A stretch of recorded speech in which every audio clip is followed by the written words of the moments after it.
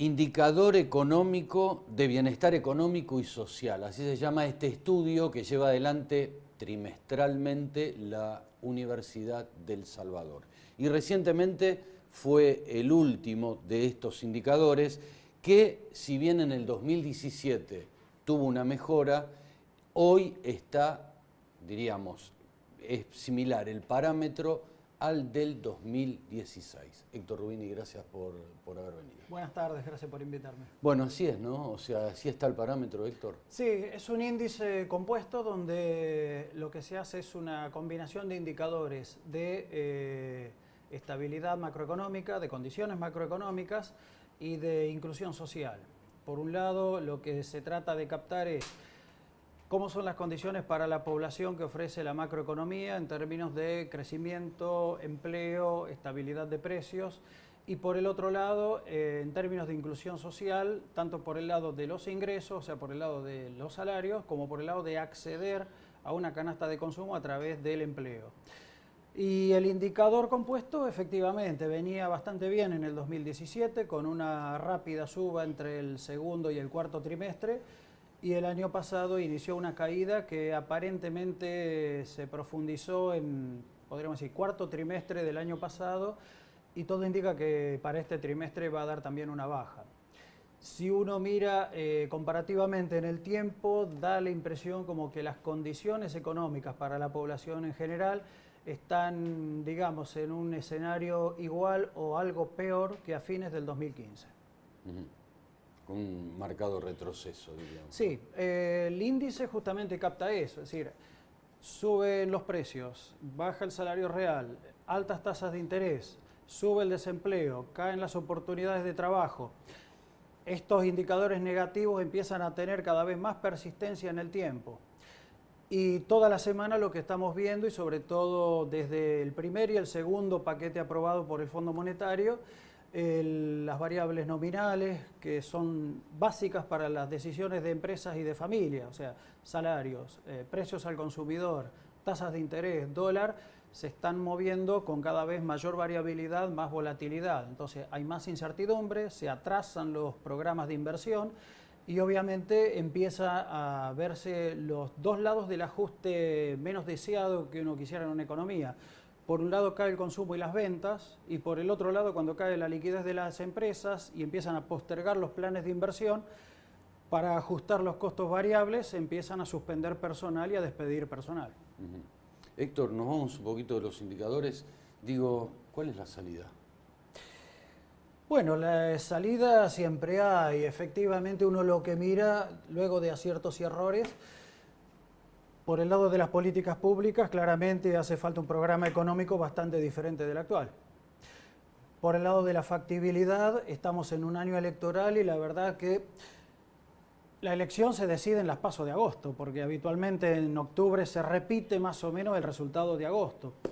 Entonces quedan 5 meses y en el medio con elecciones en varias provincias, de manera que no hay tiempo para hacer ensayos de prueba y error, si se quisiera. Y por el otro lado está firmado un acuerdo con el FMI con restricciones de política hasta marzo del año próximo.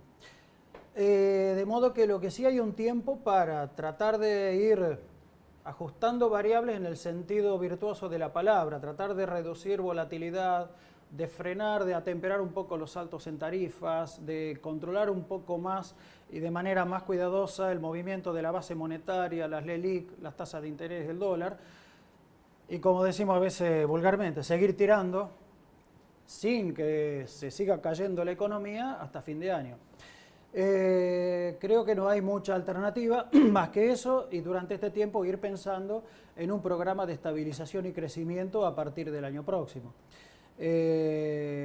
Ahora, bueno, el mercado y los economistas en general vemos que no hay ninguna de las dos cosas. Entonces, esto también lo están captando, y en la formación de expectativas, tanto los inversores locales como los del exterior, aumenta la incertidumbre, aumentan los nervios, y vemos que, por un lado, desde Wall Street empiezan a vender cada vez más bonos argentinos, caen los precios y el riesgo país empieza a escalar, y frente a la iliquidez de las empresas y a la inflación, tanto las empresas como las familias, naturalmente empiezan a cubrirse comprando dólares. Seguro. Sacaron un nuevo índice ustedes. Así es. Desde la USAL, digo, ¿no? También, sí. Ayer un indicador mensual de seguimiento de la inversión real. El INDEC lo publica trimestralmente, o sea, nosotros tratamos en algunos meses de adelantarnos, 1 o 2 meses hasta el indicador oficial. Y la dinámica es la misma en cierta medida que lo que nos muestran las condiciones macroeconómicas que capta el índice de bienestar económico y social. Estamos viendo una caída mes a mes, ya por 10º mes consecutivo hasta diciembre, de la inversión productiva. Y todo indicaría que esa dinámica va a continuar por lo menos hasta abril. De manera que si no hay Disculpa, Víctor, coincide con lo que dicen algunos economistas que ya cerca de mitad de año empieza como a clarificarse un poco todo, ¿no? Bueno, a eso iba. Si eso va a depender mucho de qué ocurra con la cosecha gruesa. Claro. Es decir, claro, que no haya una nueva etapa de lluvias ahora que empieza la época de la cosecha de la soja, girasol y maíz, sobre todo en la zona núcleo, en la zona más al norte ya empezó. Y segundo lugar, que hay que ver cómo viene la dinámica de la liquidación de divisas. Si bien es cierto que la libertad para liquidar a 10 años no ha sido un factor determinante del movimiento del dólar en el año pasado, pero si se ven apuros el gobierno, por ahí algunos consultores esperan que por ahí preferiría el gobierno de alguna manera obligar a las exportadoras a que aceleren la liquidación de divisas. Vamos a ver qué ocurre. En el marco del acuerdo con el FMI no hay margen para muchos cambios drásticos, salvo que se negocie rápidamente un nuevo acuerdo. Pero hay un elemento en contra ya en esta etapa.